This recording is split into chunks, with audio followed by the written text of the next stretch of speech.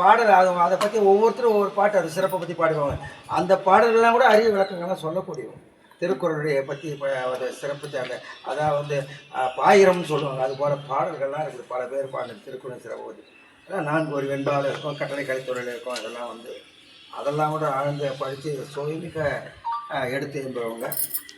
மற்றபடி ஏறக்குறைய அபிராமி பட்டர் எப்படி அது போலவே கொஞ்சம் பித்தர் போல தான் இருப்பாங்க அவங்க. ஆனால் நுட்பம் வாய்ந்த அறிவு சரி உள்ளவங்க அறிவார்கள்.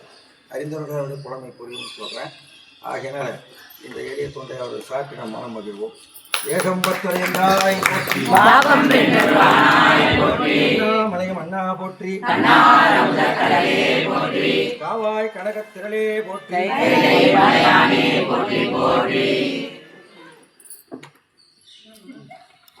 திருவள்ளுவர் பெருமான் மலரடிகள் போற்றி போற்றி.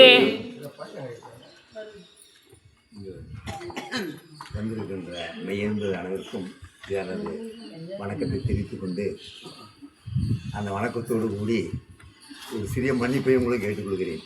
ஏனென்றால் நான் இராணுவத்தில் இருக்கின்ற காரணத்தினால் அந்த டைம் இருக்கணும். வேலை இருக்கோ இல்லையோ 4 மணிக்குனா 4 மணி அங்கே இருக்கணும். அதுதான் கற்றுக் கொடுத்தாங்க. என் வாழ்நாளில் அப்படி தான் போயிட்டுருக்கு. இப்போ அம்மா காலைல நேற்று சொல்லிட்டு அங்கே ஃபோன் பண்ணி சொல்லிட்டாங்க, எது வராமல் மருத்துவமனைக்கு போகணுங்க வச்சு அங்கே போனால் தோ போய் அங்கே 10 நிமிஷம் போயிடாங்க டாக்டர் பண்ணிட்டாங்க போனாங்கன்னு அப்படியே அந்த உங்களுக்கு தெரியும் மருத்துவமனை அதில் கொஞ்சம் லேட் பண்ணாங்க. உடனே நான் அம்மா 3 தடவை தொடர்பு ஒன்று எடுக்கலை, 4ஆம் தடவை எடுத்துட்டாங்க. எடுத்த உடனே அம்மா நீங்கள் எல்லாம் சாப்பிட்டுங்க 12 நிமிஷாவு என்ன அவங்க பேஷண்ட் கூட இருக்க சொல்கிறாங்க. ஏங்க அவங்கெல்லாம் பெரியவங்க வயசான காத்துட்டு போகணும் சாப்பிட சொல்லுங்க கை காட்டினாங்க. ரைட் கொண்டு அப்படியே அவங்க வீட்டில் விட்டுட்டு அப்படியே நேராக சார்னு வந்துட்டேன். அதனால் உங்கள்கிட்ட முதல்ல மன்னிப்பு கேட்டுக்கிறேன். இல்லை இது ஏகம்பம் இப்படி தான் நடக்கும். ஏகம்பத்துலாம் இருந்தாலும் ஏகம்பரம் இங்கே தான் இருக்க, அது ஒன்றும் கிடையாது. இல்லை எல்லாமே தவறி நடக்கும்னு அது உங்கள் இதுலேயே நடந்துச்சு. காரணக்காரியம் எல்லாம் வந்து அவனர்களாலே அவன்தான் வணங்கின்றோம். அவன் ஆட்டு வைக்கிறான், நாம் ஆடுகின்றோம். உங்களுக்கு எல்லோருக்கும் தெரிந்தது தான் கச்சபேசு கோயிலில் ஆண்டு தூரம் புதியத்தில் இருக்கும்போது இப்போ கூட சரி இந்த மார்கழி மாதம் தோல் பொம்மைன்னு பொம்மலாட்டம்னு நடக்கும். தஞ்சாவூர்லேருந்து வருவாங்க, கும்போண்டு வருவாங்க. நாங்கள் நம்ம அப்போ உட்காந்துக்கிறது வந்து எங்கள் வீட்டில் போய் சொல்ல போய் பார்த்தாங்க அப்படிம்பாங்க. பார்த்தாக்கா அதெல்லாம் இப்போ செய்ய முடியாது. லட்சக்கணக்கில் ஆகிடும்போது தோலில் 18 பட்டி அந்த பொம்மையில் செய்து விநாயகர் வருவார், திரௌபதி வருவார், ராஜா வருவான், எல்லாம் வருவாங்க. எப்படின்னு தெரியும், மேலே உட்காந்துருப்பாங்க. முடி கூட இருக்கும் நூல், இந்த 5 விரல் நூல் கட்டியிருப்போம். அந்த விரலை அவன் கழுத்துக்கும் போது அந்த கை கூக்கும். வந்தேனே மகாராஜான்னு அது விநாயகர் வருவார், பரதநாட்டியம் நடத்தும், ராஜா வருவார். எனக்கு அசந்து போச்சு, என்னடா இது அங்கே அந்த பக்கமாக இருந்தால் விட அப்போல்லாம் இல்லை, ஆராய்ச்சி இல்லை. மேலே போய் திரும்ப ஸ்டேஜில் பார்த்தா அவன் மேலே உட்காந்துருக்கான் பழங்க கட்டி மேலேருந்து ஆட்டிக்கிறான்.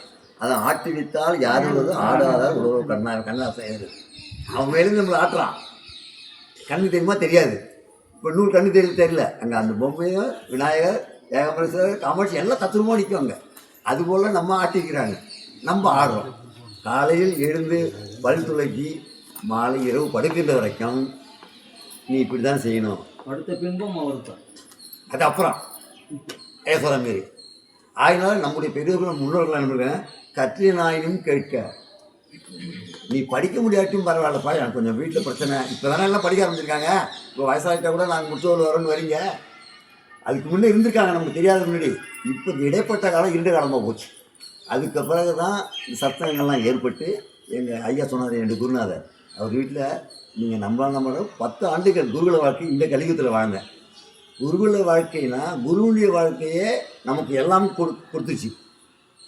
ஆனால் இப்போ அந்த நடக்குமானா இல்லை. அந்த பேரை போட்டு தான் பத்மரிஷி, வேளம்மாள் பள்ளிக்கூடம், இங்கே உறைவிட பள்ளி தமிழ் எழுதலாம். சில தமிழ் எழுத சுத்தமாக தெரியாது. உறைவிட பள்ளி இது பிள்ளைகளுக்குன்னு எழுதுகிறான். இந்த பக்கம் என்னென்ன இது என்ன பார்த்துட்டு ஐஸ்கிரீம் உறைஞ்சத்தையும் ஃப்ரிட்ஜில் வச்ச சாம்பார் உறைஞ்சது தான் பார்த்துருக்கு. உறைவிட பள்ளி என்ன உறைவிட பள்ளின்னு நீ அங்கேயே இருந்து குருவோடைய குரு வாழ்க்கையை பார்த்து அவங்க எப்படி நடக்கிறாங்க என்னங்கிறது. அது இப்போ முடியுமானா அது கஷ்டமான வாழ்க்கை. அப்படி இருக்கிற காலத்தில் தான் 66 67 எஸ்எல்சி முடித்த உடனே சிதம்பரத்துக்கு வந்தேன் அக்கா வீட்டுக்கு. அப்போ எங்கள் குருநாதர் அங்கே ப்ரொஃபஸர் இருக்கார், டாக்டர் வைத்தியர் சொன்னாலும் அவங்க வந்து தமிழ்நாட்டில் மட்டும் இல்லை, அது இனிமேலாம் அங்கே கிடைப்பான் அவன் டவுட்டாக இருக்கிறேன். இந்திய அளவிலேயே அப்படிப்பட்ட தமிழர்களே பார்க்க முடியாது. 5 மொழி புலமை. அதனால தான் அவர் என்ன பண்ணிட்டாங்க, லண்டன்லேருந்து வந்த ஒரு லேடி அவருடைய பிஹெச்டி டாக்டர் முனைவர் படத்தை எடுத்து பார்த்துட்டு வீரசைவன்றதை அவரை நான் பார்க்கணுன்னு லண்டனில் வந்தவொடனே மெட்ராஸ் வீட்டு வந்துட்டாங்க. இது கூப்பிட்டாங்க. அவர் அண்ணாமலை ப்ரைவேட்டில் இருக்கார். இவ்வளவு அறிஞர்கள்லாம் ப்ரைவேட்டில் இருக்கிறீங்களே, அவருடைய கருத்துக்கள் எப்படி போய் சேருவாங்க எல்லா மக்களுக்கும்? ஸோ உடனடியாக அவர் சென்னை படத்துக்கு மாற்றணுட்டாங்க. அரசாங்கத்தில் என்ன விதி இருக்குன்னா, கவர்மெண்ட்லேருந்து ப்ரைவேட்டுக்கு போயிடலாம், ப்ரைவேட்லேருந்து போக முடியாது. அப்போ நான் தான் லெட்டர் எழுதி கொடுக்குறாரு, என்னை மாரி கூப்பிட்டுருக்காங்க, என்னை அனுப்பிச்சு நல்லாயிருக்கும் அப்படின்னு எழுதி கொடுக்குற ஐயா. நான் கொண்டு வைஸ் சான்சலர் கொடுக்குறேன் ஆதிநாராயண்ட்ட. அவர் ஐயங்க இவரும் முதலியார். என்ன இருந்தாலும் அந்த காலத்தில் இந்த காலம் வரைக்கும் சில இந்த பற்றுக்கள்லாம் பார்த்தீங்கன்னா அது ஒன்று பெருங்காய பாண்டி மாரி. இப்போ இந்த திருக்குறள்லேயே நீங்கள் எடுத்துக்கிட்டிங்கன்னா ஒரு 10 பேர் 20 பேர் ஒரே இருக்காங்க அந்த காலத்தில். இப்போ இருக்காங்க 1000 பேர் காப்பிடிச்சலாம். மணக்குடவர் இருக்கார். அதுக்கடுத்து யாருங்க பரிமேல் அழகர். எந்த ஊர் கேட்டால் இந்த ஊர் இருக்கிறது யாருக்கும் தெரியல, எனக்கும் தெரியாது. சொல்லுவாங்க செய்தி கேட்டு விட்டோம் அப்படியே. ஆனால் பரிமேல் அழகர் தான் சின்னகாஞ்சிபுரத்தில் ஐயங்காராக இருந்து அவர் இந்த வீடோட பெருக்குன்றார். அவர் எழுதின ஊரை தான் இன்னைய வரைக்கும் பிஹெச்டி பண்ணுறதுக்கும் டாப்பில் இருக்குது. அவர் மிஞ்சி ஒரே கிடையாதுன்ட்டாங்க. அதுபோல் 1000 பேர் எழுதினாங்க. அதுபோல் அந்த போல் இவர்கள் எழுதிய அந்த நூல்கள்லாம் பார்த்துட்டு அந்த அம்மா லண்டனில் இம்மீடியட்டாக அந்த கூப்பிட்டான்ட்டாங்க. நைட்டே போகும்போது நீங்கள் அதை சும்மா சொல்லுங்கள் நான் பார்க்கணுன்ட்டாங்க. உடனே லெட்டர் கொடுத்தாரு, கொண்டு கொடுத்தாங்க. பார்த்துட்டு மறுநாள் பார்த்தோன்னே அந்த வீரசைவத்தில் இந்த அபிராமந்தாரி நால்வர் அப்போ நம்ம படிக்கிறோமே, அப்போ மாணிக்க இந்த நால்வருக்கும் 4 மணி மாலை என்று ஒரு புத்தகத்தை எழுதியிருக்காரு. அது இப்போ கிடச்சதுன்னா நம்ம வாங்கிடலாம், ஒன்றும் பிரச்சனை இல்லை. அந்த புத்தகம் செட்டிநாடு பூரா கல்யாணம்னா அந்த புக்கை வாங்கி 500 புக்கு 1000 வாங்கி எல்லாரும் கையிலும் கொடுத்துருவார். இப்போயும் நடந்துக்கிட்டு இருக்காது. அதுபோல் இவர் எழுதி எழுது இதெல்லாம் பார்த்தோன்னா அந்த அம்மா இப்போ நிறையா பிறர் சொல்லி கொடுத்து இல்லை அவங்களே எழுதி கொடுத்து பணமாக்குறாங்க. அந்த பிஹெச்டிலாம் அங்கே செல்லாது. அவங்க அதில் கைதே இருந்தவங்க. நம்ம தமிழ்நாடு கவர்மெண்ட்டு எல்லா பள்ளிகளுக்கும் பணத்தை அனுப்புகிறவங்க. அவங்க என்ன பண்ணுறாங்க, தமிழ் படித்தவங்க தமிழ்காரங்க. அவங்க சர்வசாரம் கேட்குறாங்க. கொஞ்சம் சந்தேகம் இருக்குது அவங்க மனசுக்குள்ள. அப்பயும் சந்தேகம் இருக்குது தானே செய்யணும். வைரத்தை உடச்சி பார்த்தா தெரியுது நல்லதா தங்கமாக இருக்குன்னு. அப்போ நீங்கள் இது போல் இத்தனாவது பக்கத்தில் ஞானசம்பந்தம் பற்றி இருக்கீங்களே, வல்லார் பற்றி இருக்கீங்களே, நால்வர் பற்றி இருக்கீங்களே அப்படின்னு கேட்குறாங்க. அவர் ஆமாம்மான்னு அப்படியே தெளிவாக சொல்கிறார். இவங்க என்ன கேட்பாங்கன்னு அவருக்கு தெரியாது. கூப்பிட்டாரு, உள்ளே போனார். எங்கே உட்காந்து இன்டர்வியூ பண்ணாங்களோ அதே அறையில் இம்மீடியட்டாக மாற்றி உட்கார வைக்கணும்னு எழுதி வச்சுட்டு நம்ம போயே போட்டாங்க.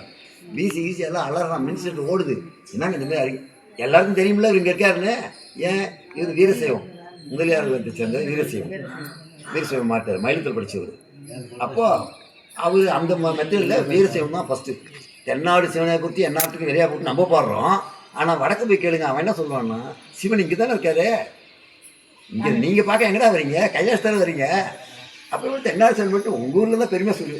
காக்கைக்கு ஏன் காக்கையை பற்றி வள்ளுவர் 2-3 இடத்துல சொல்லியிருக்காரு.